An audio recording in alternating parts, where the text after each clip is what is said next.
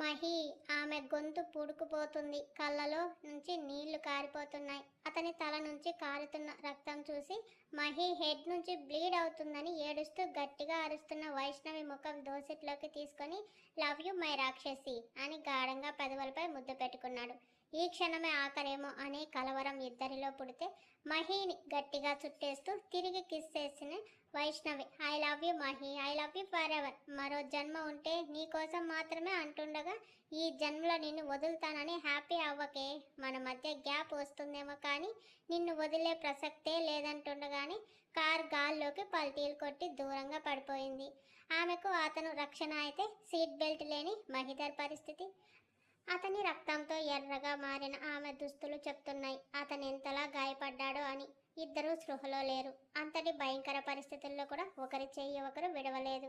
పెద్ద శబ్దంతో తిరగబడిన కార్ని చూసిన అక్కడి వారు వెంటనే అంబులెన్స్కి ఫోన్ చేసి కార్ దగ్గరికి పరుగులు పెట్టారు. మెరుపులా వచ్చిన అంబులెన్స్ ఇద్దరిని హాస్పిటల్కి తీసుకెళ్లగా అప్పటికే అక్కడికి వచ్చిన పోలీసులు కారులో కనబడిన కార్డ్స్ డీటెయిల్స్ చూసి వెంటనే జయదేవ్ గారికి ఇన్ఫార్మ్ చేశారు. విషయం తెలిసిన ఆయన కాళ్ళ కింద భూమి కంపించగా జమున అని గట్టిగా అరిచారు. భర్త అరుపు విని కంగారుగా వచ్చింది ఆమె. నిండా చెమటలు పట్టిన భర్త ముఖాన్ని చూస్తూ ఏమండి ఏమైందండి, ఎందుకలా అరిచారు అంది కంగారుగా. మహి కార్కి యాక్సిడెంట్ అయ్యిందని పోలీసులు ఫోన్ చేశారని హుటాహుటిన హాస్పిటల్కి కదిలారు. వెళ్తూ సుబ్రహ్మణ్యం గారికి కూడా ఫోన్ చేసి చెప్పారు. వాళ్ళది అదే పరిస్థితి. నవ్వుతూ పువ్వులా వెళ్ళిన అల్లుడు కూతురు రక్తపు మడుగుల్లో ఉన్నారని తెలియగానే వాళ్ళ శరీరాలు ఆధీనం కోల్పోతుంటే అతి కష్టంగా ఏ వార్త వినాల్సి వస్తుందోనని భయంగా హాస్పిటల్ చేరుకున్నారు. నగరం నిద్ర లేవకముందే జరిగిన ఈ దారుణం నగరాన్ని కలవర పెడితే బిజినెస్ మ్యాన్ మహిదర్ కార్కి యాక్సిడెంట్, ఆగి ఉన్న కార్ని ఢీకొట్టిన గుర్తు తెలియని వాహనం అంటూ హెడ్లైన్స్లో నగరాన్ని నిద్రలేపింది మీడియా.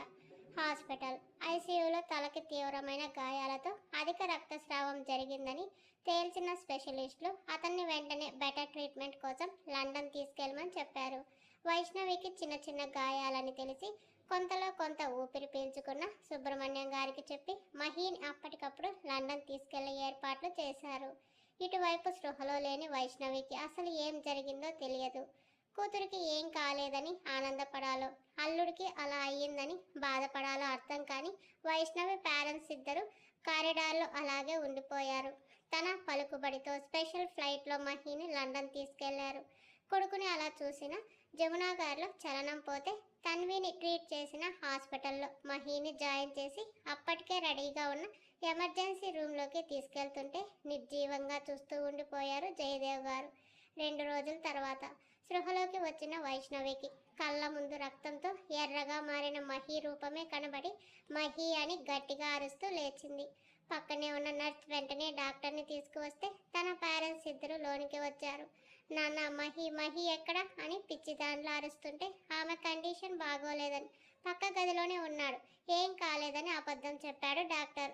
తనని వెంటనే చూడాలి అని బెడ్ దిగిన వైష్ణవి కాలు సహకరించలేదు. భయంకరంగా నొప్పి పెడుతుంటే కాలు వైపు చూసిన వైష్ణవికి మోకాలి వరకు కనబడింది కట్టు. అమ్మా ఏమైంది నా కాలికి? బోన్ ఫ్రాక్చర్ అయ్యింది వైష్ణవి, కాలిని 4 రోజుల వరకు కదిలించడానికి లేదు అన్నారు డాక్టర్ ఆమె బీపీ చెక్ చేస్తూ.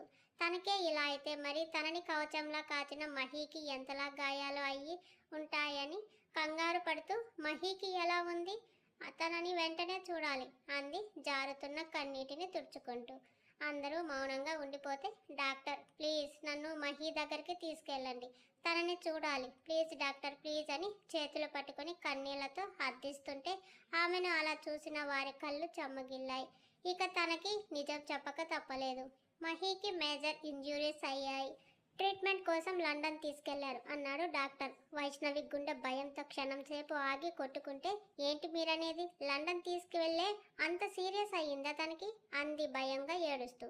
ప్లీజ్ బీ కామ్ వైష్ణవి, నువ్వు ఇలా టెన్షన్ పడితే నీ ఆరోగ్యం కూడా పాడవుతుంది, అతనికి ఏం కాదు అంటున్నా నేను మహిని చూడాలి ప్లీజ్ నన్ను పంపించండి అని గొడవ పడుతూ చేతికి ఉన్న వైర్స్ తీసేస్తున్న వైష్ణవి మెంటల్ కండిషన్ బాగోలేదని వెంటనే ఇంజెక్షన్ ఇచ్చి ఆమెను మత్తులోకి నెట్టారు డాక్టర్.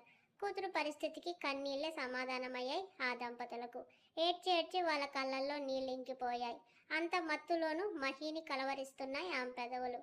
యూకే హాస్పిటల్లో ఆపరేషన్ థియేటర్లో ఉన్నాడు మహి. అతని తలకి ఇంజూరీస్ అవ్వడంతో ఆపరేషన్ చేస్తున్నారు డాక్టర్లు. జమున గారిని అక్కడ ఉంచడం క్షేమం కాదని అమ్మా నాన్న దగ్గరకు పంపించారు.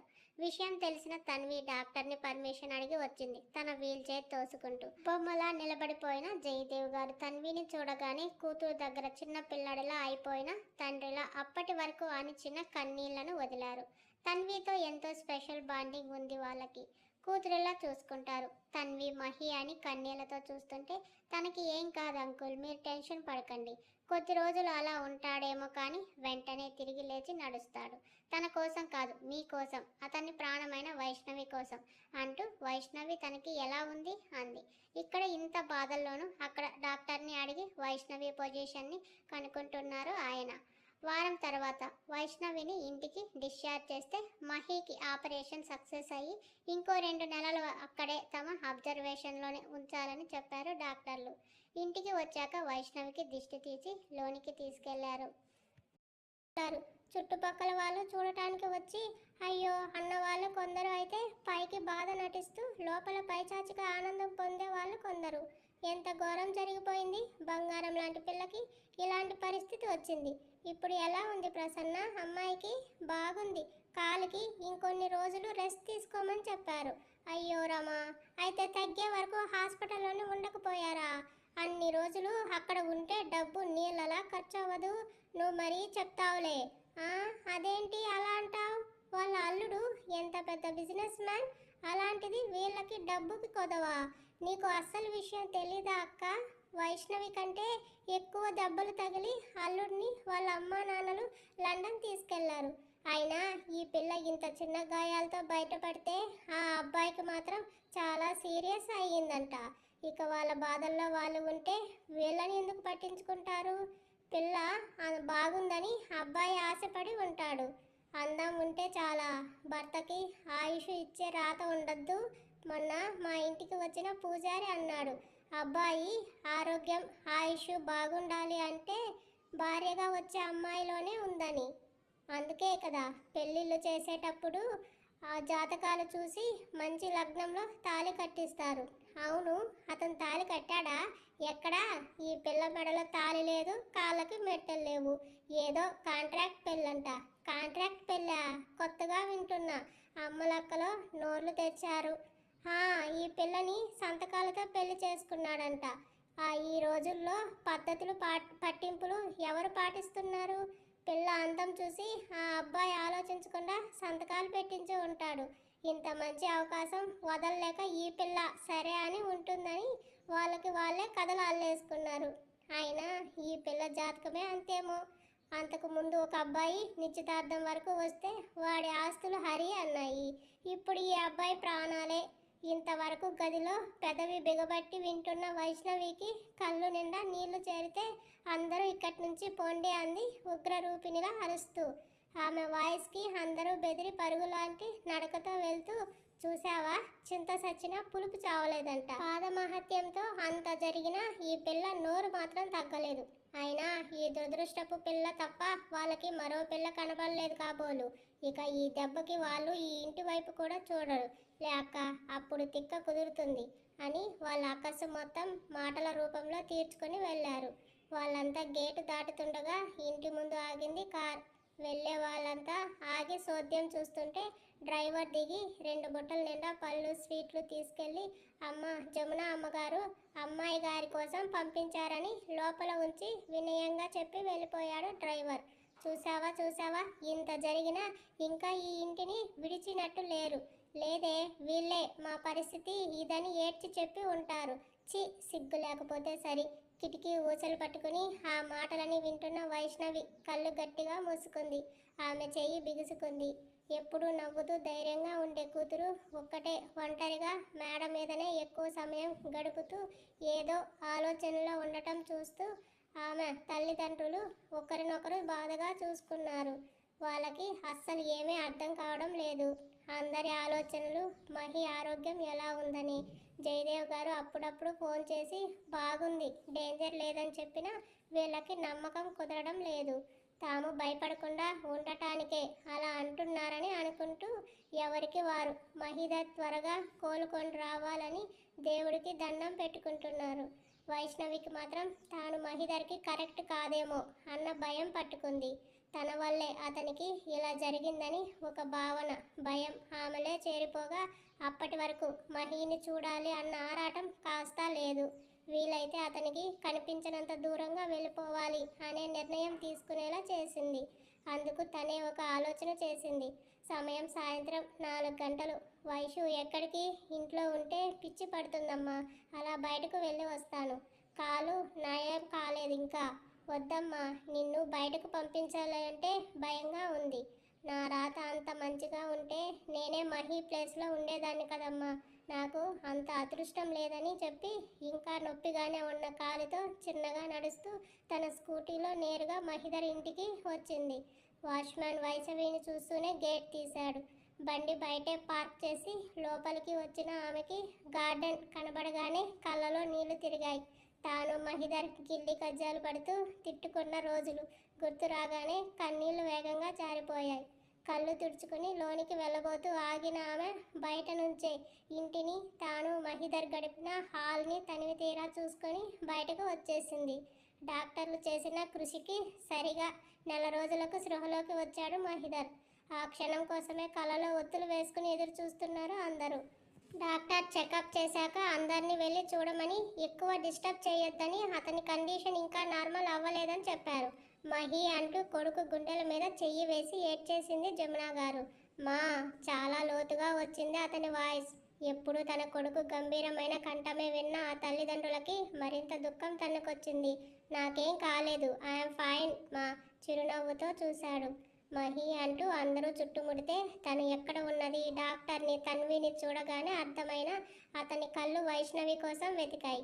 కొడుకు చూపులు గమనిస్తూ, వైష్ణవికి చిన్న చిన్న గాయాలతో బయటపడింది, ఇప్పుడు బాగుంది, నిన్ను మాత్రం ఇక్కడికి తీసుకొచ్చాం అన్నారు వాళ్ళ నాన్నగారు. వైష్ణవికి బాగుంది అని తెలిసాక కానీ అతని మనసు శాంతించలేదు. నేను వైష్ణవిని చూడాలి డాడీ, రమ్మనండి. ఇప్పుడు కాదు, నిన్ను ఇలా చూస్తే అమ్మాయి తట్టుకోలేదు, పూర్తిగా నయమయ్యాక వెళ్దాం అంటుంటే, లేదు, తను రాకపోతే నేనే వెళ్తాను, ఐఎమ్ ఫైన్ రైట్ నౌ. కోపం తెప్పించకు మహి, నువ్వు ఎప్పుడు కళ్ళు తెరుస్తావా అని మేము మొక్కని దేవుళ్ళు లేరు. ఇప్పుడు నువ్వు టెన్షన్ పడి మమ్మల్ని కంగారు పెట్టకు. అమ్మాయి కూడా నీకోసం ఎదురు చూస్తూ ఉంటుంది. నువ్వు పూర్తిగా ఓకే అయ్యాక అందరం వెళ్దాం. మహి హాస్పిటల్లో లేడని తెలిసి అందరూ షాక్ అయ్యారు. ట్రీట్మెంట్ మధ్యలో ఉండగానే అతను అలా వెళ్ళడం అందరికీ ఆశ్చర్యాన్ని, భయాన్ని కలిగించింది. వాళ్ళ నాన్నగారి ఫోన్ మోగింది. డాడ్, నేను ఇండియాకి వచ్చేసాను, మీరంతా కూడా వచ్చేయండి, ఇక్కడ తేల్చాల్సిన లెక్కలు చాలా ఉన్నాయని ఫోన్ పెట్టేశాడు. ఆయనకి మినీ హార్ట్ అటాక్ వచ్చింది. వెంటనే డాక్టర్స్ని కలిసి మహిధర్ హెల్త్ కండిషన్ ఏంటని అడిగాడు. 70% బాగుంది, కానీ అతనికి ఇంకా ట్రీట్మెంట్ అవసరం. బ్రెయిన్ ఫంక్షన్ కాస్త కుదురుకోవాలి. ఎక్కువ కోపానికి, ఆనందానికి గురైన అతని మైండ్ చాలా హార్డ్గా బిహేవ్ చేస్తుంది. దానితో అతనికి ఒక్కసారిగా కోపం, ఒకసారిగా ఆనందం ఎక్కువ అయ్యే ఛాన్సెస్ ఉన్నాయి.